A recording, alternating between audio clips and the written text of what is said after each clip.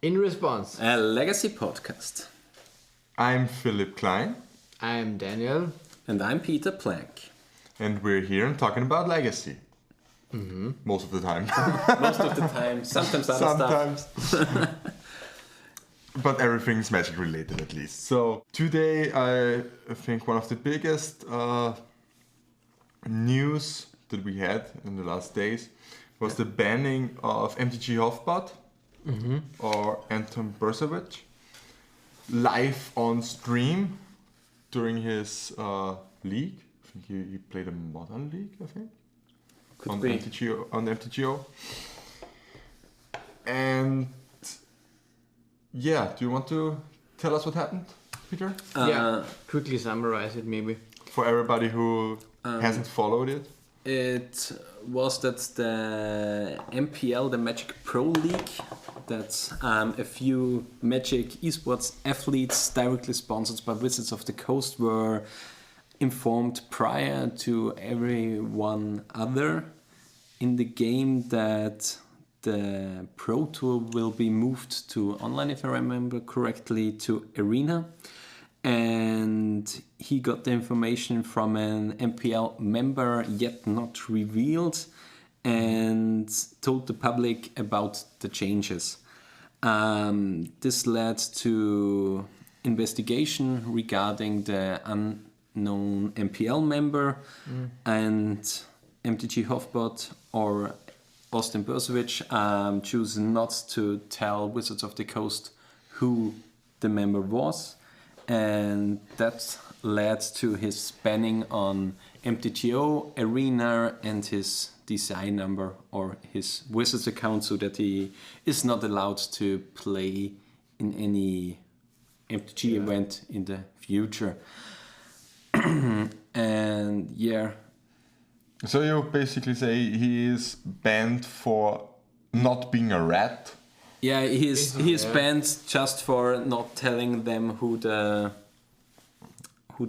transparent guy was who wanted to even the playing field, which is 2 weeks prior information led to an unfair advantage for all MPL members, which would have been seeable in the tournament, I think. Actually, I think it's outrageous. It shouldn't be, Wizards shouldn't do something like that. Actually, not banning Austin for this, and also not doing this in the first place. Yeah, so I think the integrity of competitive Magic is very it's in danger. In danger, yeah, with this really with bad decision. Yeah, it's just like everything in it's a very American way of solving things. It's just like every whistleblower case in America where they get tracked down and they want to get rid of someone. It's the same with, I don't have the whistleblowers in mind who I'm talking about, but yeah, the guy from, how is it called? WikiLeaks? Snowden, Edward Snowden. No, Snowden was the other guy. Okay. But the guy from WikiLeaks and Snowden, okay. They were. It's just an American way of solving problems, just the same as here. But we have to state we are talking now on the 26th. And it's just a recent case. It was over the weekend, and maybe when the episode comes out, there are new information. So we are in the past and not in the future. So we don't know really anything that can happen that will be in the future. 26th of May. What is amazing is the support of non-MPL members and some MPL members of Austin Bersovic. That's really amazing because he really deserves credit for everything he's doing. For evening the playing field. For evening the playing field. it would be messed up if we have to deal with an uneven playing field for MPL members. I mean, they have the rival league, or I don't know if they even have the rival league anymore, because as far as I read the new information regarding from Wizards of the Coast, there are several structures cut that I think they made the output of money decrease by about 2 millions, yeah. 2 millions this year, which is, yeah, I mean, which is ridiculous, because Hasbro has really great earnings this I first. think they had a 20% increase in the last quarter, which is amazing for a company, and then they during the COVID crisis, to say so. I mean, it's amazing. The whole card market and the casual playing games are on a rise. It was that maybe you know Exploding Kittens, the card game. Yeah. It was you were unable to purchase it. Is it also from Hasbro? No, it's from another producer, but you were unable to buy it from Amazon and various other sites because it was just that searched for. Like the Nintendo Switch, for example. You can get it with the quarantine, and with the quarantine you need something to do, and card games and stuff like that is really great if you guys if you are have a family you've in got your enough household. spare time, and so yeah, the sales increased, and now they cut the prize money. Yeah, WotC has made some bad decisions over the last weeks. Not just the printings of the companions, which I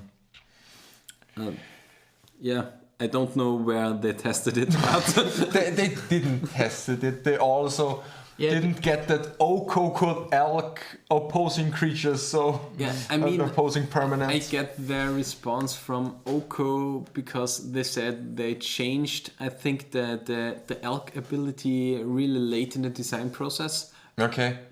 I think it was a few days prior to finishing the set. Okay. Was it like changing from minus to plus? The ability? Maybe.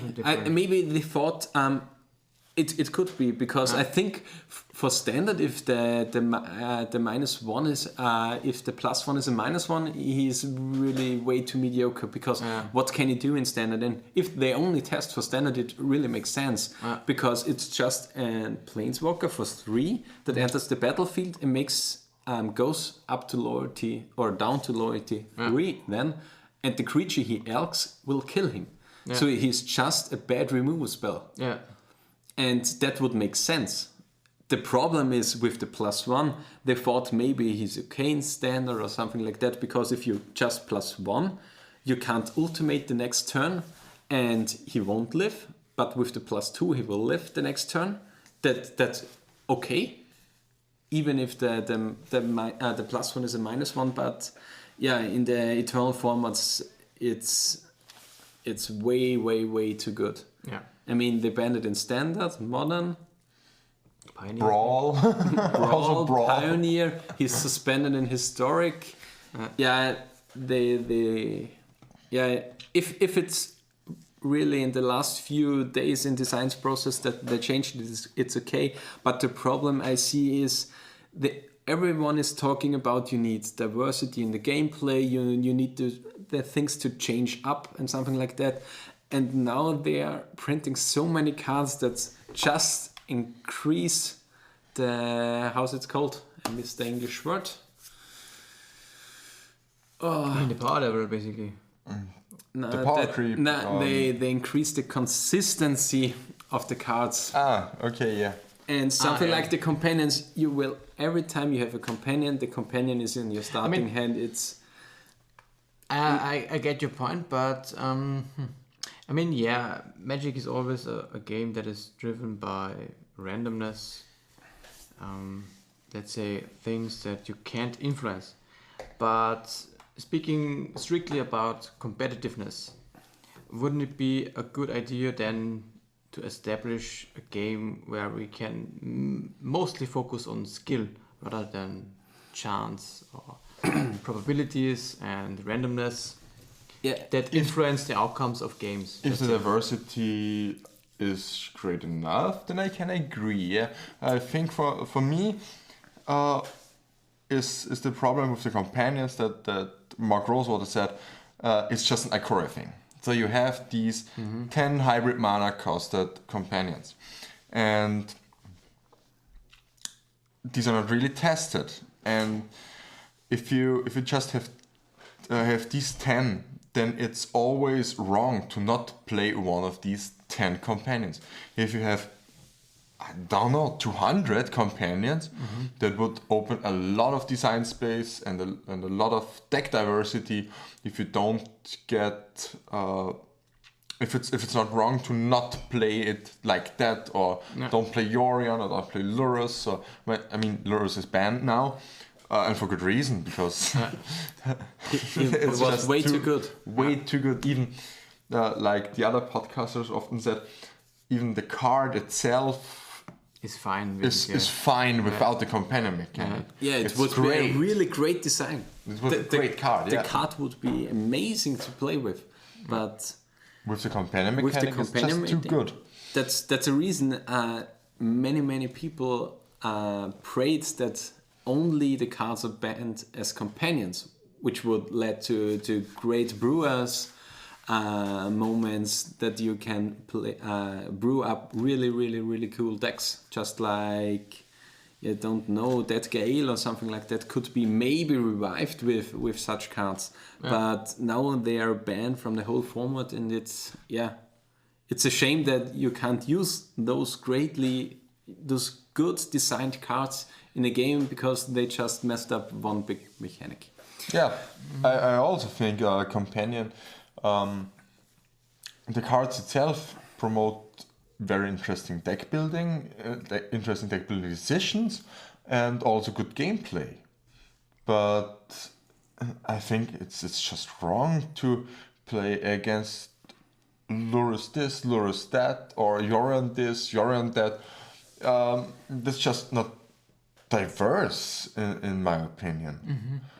I think if you have enough of diverse companions, then surely it would be a different Magic that we know, but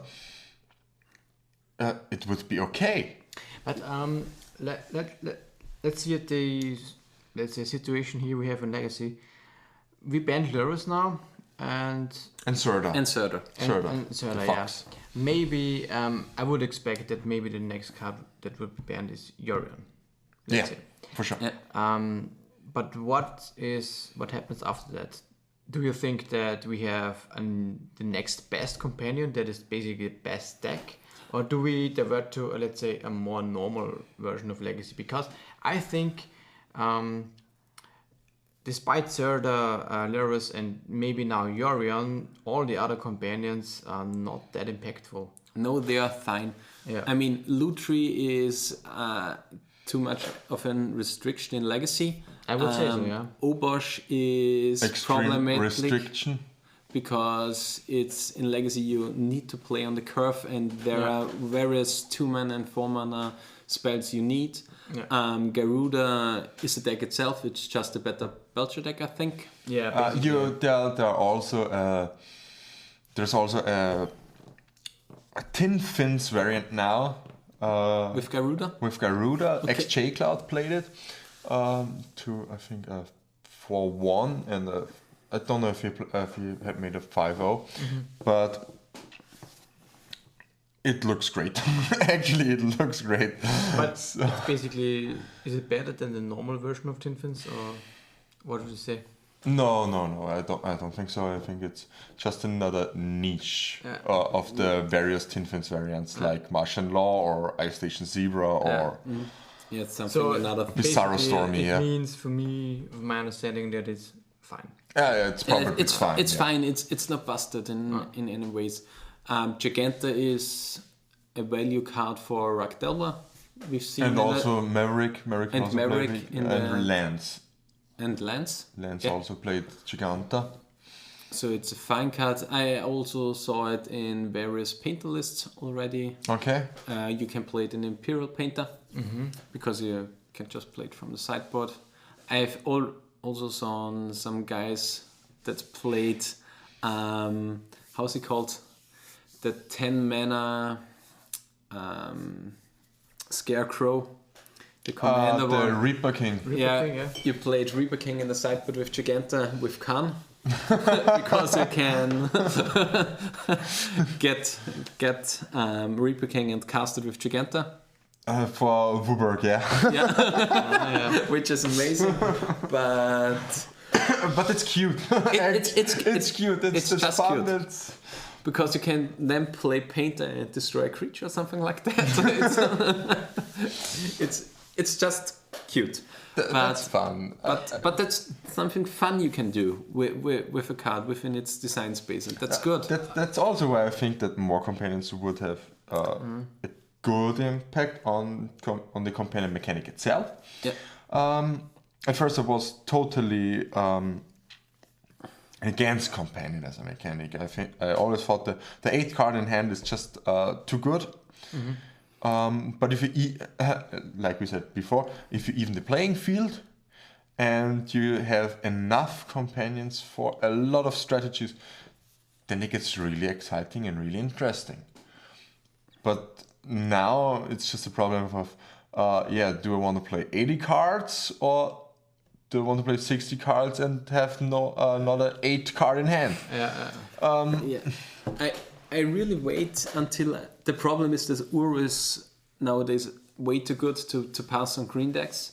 But if Ur was not here, I maybe see the case to play how's it called, the Nightmare Cat, the 3/3 cat lord in the sideboard. The Kahira, the Orphan Guard. Yeah. To play this one in a creatureless control deck. Okay. Because it's just a free creature. They discussed it while designing the cards, if it's okay, and they said, it's okay that control get a free 8th card within that, but it's just a 3/3 without any relevant text on it in such a deck. And this is okay. It's just a threat, basically. It's just a threat you can reliable get. And funnily enough, I had another idea with Kahira, like some sort of cat stompy, like Soul Lance, Chalice of the Void, Trinisphere, Wasteland, Ghost Quarter, Leonin Arbiter. Nice. but you need the green mana for... No, it's hybrid. It's hybrid. It's hybrid, so you don't need the green. And if you need the green, it gets hard on the mana base, for sure. But you could always play it with green and play Choke. So that's the idea I have. Maybe I'll try it. The funny thing is, you can play 3 Kahira in the main deck and 1 in the sideboard and meet the companion restriction. Yeah, that's nice. That's a rarity. So you have 3 Lords main and the Lord side, and also there's a 3 mana 2/1+2/1 Lord is also there for cats. I think. Yeah, for cats. It's Modern Horizons, if you remember. A Strength of the Pride, I think it's the name. I don't Might know. be true, yeah. Yeah, I think it's a 2/1, and all cats get 2+2 +2/+1. Yeah. +1. Maybe there is a shell. Where you can play it. Is Mirror Crusader? No. No. But Brimmus is a cat. Primus is a cat. Brimmus is a cat. Which shits cats. Which is cat. At the top end would probably be Regal Caracal or something. You can play one of maybe. You can Yeah, maybe justify. just the fun of all my decks have probably a fun of. Yeah, you have to play Vile in such a deck, for sure. No. No Chalice. Not with Chalice. You play Soul Lance, Yeah. Chromox. Yeah, you can play 1-drops, basically, then. Okay, yeah. you So no resort to love for Vile. Savannah Lion, No love for Savannah Lion. the best cat of all time. At least on curve. But yeah, that's my idea for a Kahira deck. Also, I would play what's it called, a Crucible of Worlds, to recur the Ghost Quarters with Leonid Arbiter. Which is amazing. Yeah, and that's a good example for a perfect designed companion card. It's not busted in any way. It's just a 3/3/3 for in control deck, which is not great. At least the removal from the aggro deck is not bad. And yeah, it's okay. And even if you play Cat Stomping or any other tribal deck, or a Nightmare tribal, if you will, Elementals. it's fine. It's good. But the problem is with value-driven cards, they are way too easy to stick in any deck. That's the case for Lurus. Yeah. Lurus is a one-card combo with Bauble. Nobody's seen it coming, actually. Yeah. wait to the first ideas were concerning Lions and Diamond, I think. Yeah. And Storm, basically, because you can generate 2 free Storm counters. But as it turned out, Lions and Diamond was definitely not the problem at all with Lurus. I don't think it had any impact. Maybe and a little played bit. it, yeah. I mean, they played it, of course, yeah. But definitely, Mishra's Bauble was the best card to pair. Or Urza's Bauble if you needed to know the cards that were in his hand. Which deck played Urza's Bauble? Instead of Mishra's? The painted decks played mostly Urza's Bauble because you wanted to know the cards in their hands that if you want to go off in this turn. Yeah. I think combo decks that wanted to go off in the turn, they activate the Bauble, want to know the card in the hands, but every other deck I think wanted to know the Mishra's Bauble. Almost every other deck because wanted the Mishra's Bauble. With fetch lands, it's just such a good combination. Better. Yeah, that's the problem. Lurus was a value-driven card. I mean, Serda's made the combos way too good. I was kind of surprised that Serda was banned, actually. They talked about it. I think that the Serda deck said around 60 or over 60% win rate. But they were not that representative. Because Lurus was around. Because Lurus, okay. And the problem But it had the win rate despite Lurus. So... Yeah. It was just the best deck. Maybe after Lurus... The band control Serda was really, really great with Oko and... I mean, on Everyday Eternal, they talked about it. It's the same deck before Ikoria, but now you have to play very conservative because they have now a combo finish. And Khan is just a really, really good card on its own. Yeah. Because you have to fear either how's it called, the lattice. Lattice. You have to fear the Oku shenanigans, the Uru shenanigans, and no Uru because you played Serda. Uru escape mechanic is it activated ability, or is it an alternative casting cost? It's activated ability. So you could play Uru with Serda and be completely fine and all restrictions are met. Yeah, it was just the best deck I've did. It was really great. Unfortunately, I don't have the time to play with it because I was screwing around with Mado Painter and stuff like that. I got my Lurus the day it was banned in the mail. At least you got only Lurus. I got my place. I had it in my hand, and then it was banned. I was in work, and I looked up my phone. At 4 p.m. I got the announcement. Underworld Breach got banned. Then I got home, looked into the mail, saw my new playset Lions and Diamond. That's a problem, not the €5 card. But Lions and Diamond is always... Yeah, you always need it. You always need it. They won't lose any value. No. Yeah. And the Lures you can play Modern if you want them. Yeah, you can play Burn or Mono-Red Prowess. I think the last time I played Modern was probably half a year or even a year ago. I don't know. My last time I played Modern was, I think, in Barcelona.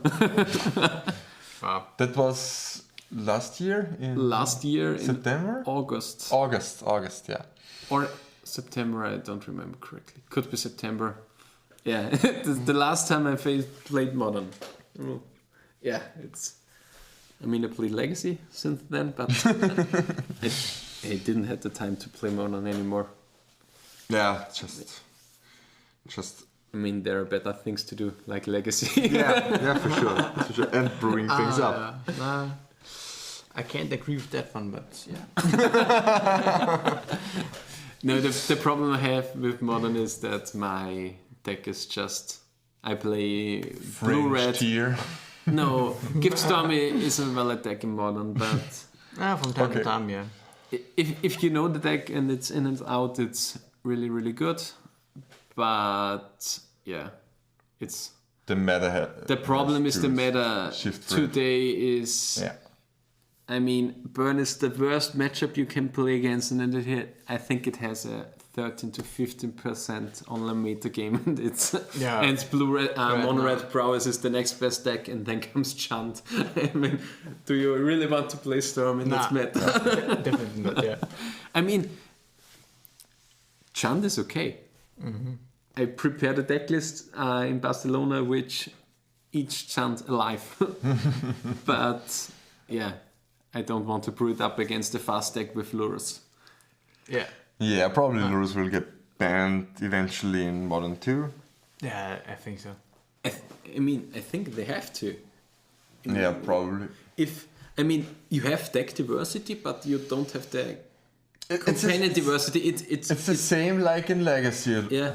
So they have to take the same action, and we'll see what will the next wave of ban hit in Legacy.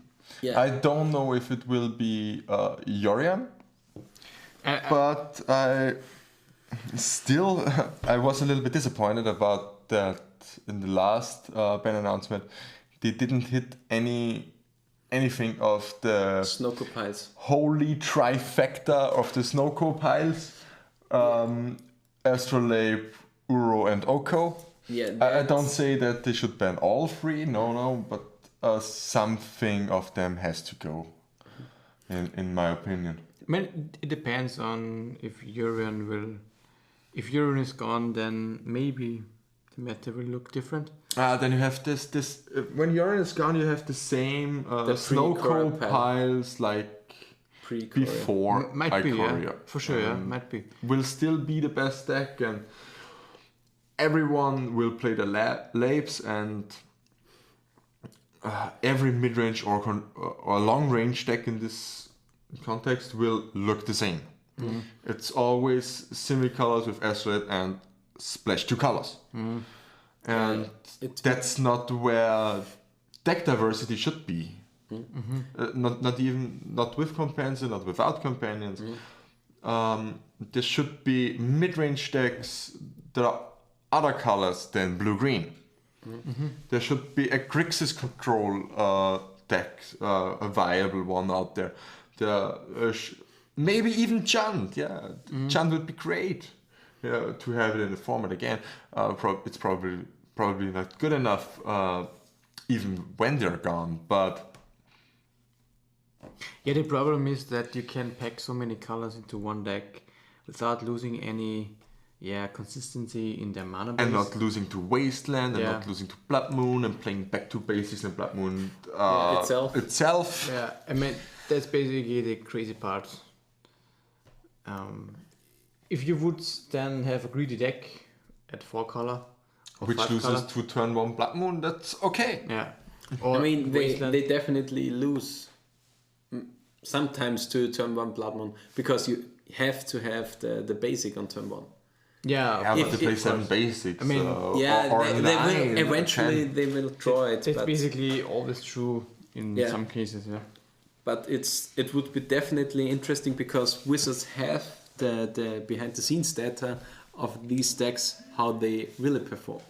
Yeah. Because maybe it's just our feeling that they're way too oppressive, and they have just a win rate of 52%. But I think the meta game is too big. I don't think the Snowco piles are too oppressive. Not really. You can always keep them in check with fast combo or even with good Delver draws.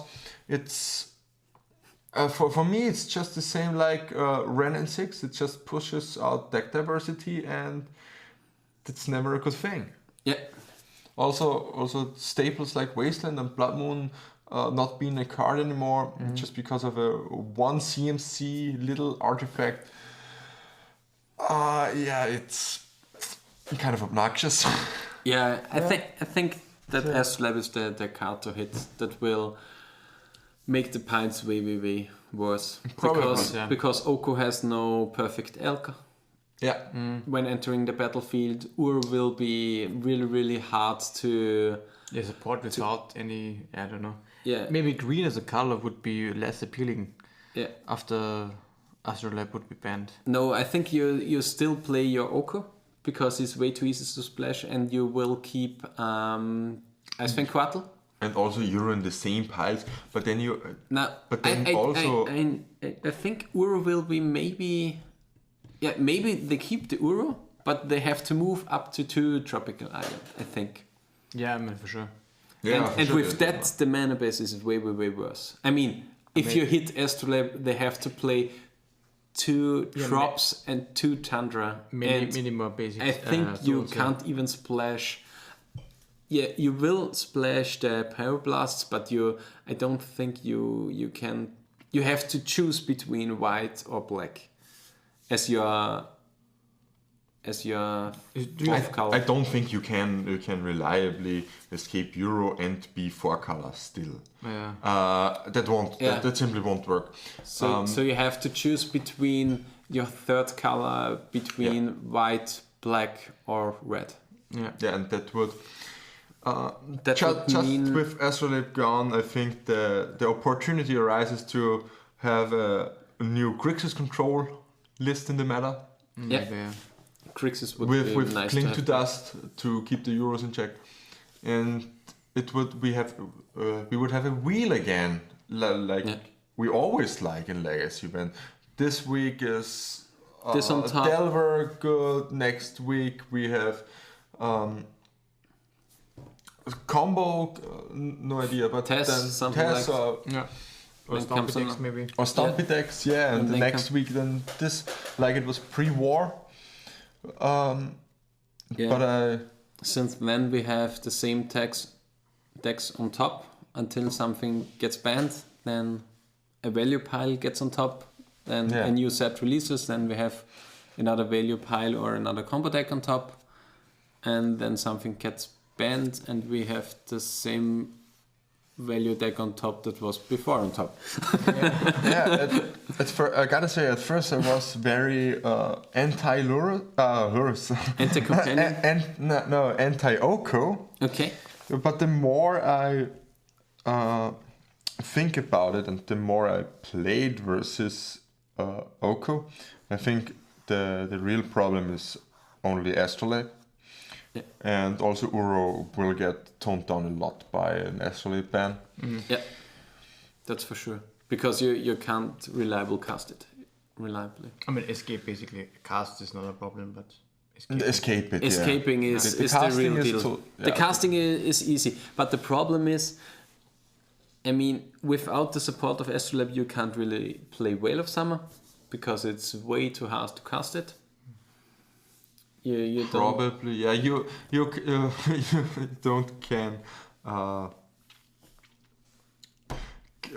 go turn 1 basic island Astrolabe, turn 2 basic island Ponder Swords to Plowshares, turn 3 basic island Oko, and turn 4 fetch Mystic Sanctuary, put something on top. Your Swords to Plowshares from turn. And have perfect mana base with 4 islands. That's the real deal with Astrolabe. It's just a little bit obnoxious to play against. I mean, I really love my Mystic Sanctuaries, and I'm abusing it myself with 4-color Snowcrow, with 4-color Painter Snowcrow. But Yorion Painter Snowcrow. Of course, because you gotta play all Yorions. Yeah, like we saw with Death in Texas, the 80 card Death in Texas list was really, actually quite nice. Yeah, it's I gotta say, with all the hate of Yorion and the companions in general, I think some of these lists are very, very creative. yeah. And just speak for the community to brew something new, which I always love. Yeah, it's really, really great because, I mean, it was to some extent with Lurus that you have some deck diversity within the companion, and now with Urine you have Death in Texas using it that wins a challenge. You have Espel Vile using it. You have the Miracle Stacks using it. You have various The Snowco piles. Snowco. You have so many different decks that now play Urine. I mean, it could be the same thing with Urine again, if like it was with Lurus, but Also, yeah, the deck diversity is great. That's. And here I one also thing. think the Yorion piles will get toned down if you ban Astrolabe. Yeah, you don't have. Yeah. You have a lot less. I mean, basically good Reason to cards go into. to fill your deck, and To cantrip through the whole Cantrip. 20 plus cards you add. Urine Yeah. of course can blink the the Astrolabs. Astrolabs. And I don't think that you want to play, how is it called? Prophetic Prison? No. And also not mana Silix. This is the one that doesn't draw a card. Yeah, but for one Yeah. mana, yeah. Abundant Grove is just... I mean, if the lists will play Abundant Grove, it's okay. I mean, I think they do, right?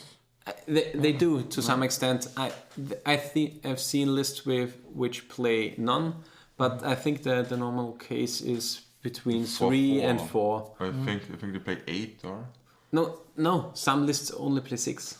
Okay. It's Astrolabe between 5-6 or 5-8. Okay. Yeah, but at least you can Reschadenpot the land. Yeah. That was just not the case with Astrolabe. Yeah. It's That's true. Also, the mana base is a lot worse if they have to fetch turn 1 forest. Yeah. Abundant Grove. yeah. That's true too. So much worse. But yeah, we will definitely see what the future brings us for a metagame. I think the meta will now resolve around the Yorion piles and fast combo, and something that preys on fast combo. Yeah, and I think we will have a small circularity in this metagame that is some little bit of rock, paper, scissors. But I think we have a little bit of a wheel. Yeah, we in the will near move around future. them. Yeah. That will be great. That I mean, we seems- will have Eldrazi Stomp and some decks like that around. And Stomp decks in general, but I think we will have a way healthier metagame, like in Lurus times. Yeah, that's for sure. I think it could be better, but We have to work what we've got yeah. from WotC. So I think that's Seems like a good ending point. for our Episode. episode here. Yeah. You can find us on Twitter. Yes. At- Well, actually, we didn't mention our. In the first Twitter episode, handle, and I now kind of missed it. Yeah. that's why I do it now. So, Philip, how can we find us? Find you? Us. At first, you can yeah. find us at Twitter at response_legacy. And you can find me on Twitter at PhinekMTG. PHINEK MTG. Whoa, fancy. Nicely spelled. And I think you're streaming sometimes too. Sometimes, if I have the time and I've got a new brew or I'm working on some brews, then you can find me also at twitch.tv/PhinekMTG. And yeah, and Peter, where can we find you? You can find me on Twitter with /unicornlord, but the O in the Lord is a 0. Then you can find me on Twitch too, With Unicorn Lord, the O is a 0 again in the Lord, but with an underscore, because whoever takes Unicorn Lord with an O is a 0. But yeah, Really crazy people out there who are doing this. I don't know these guys. I don't know. Such a crazy name. Yeah. Where can we find you, Daniel? Yep, I'm not streaming currently, but mostly you can find me on Twitter at Flying Delver, and mostly on my website, which is greatness@anycost.com. Yeah. And so we wrap it up. See you next time. In response, you can find us on Response MTG on Twitter. Have you said that? Yeah. At Response Legacy. At Response Legacy. Yeah. Okay. So in response, the end.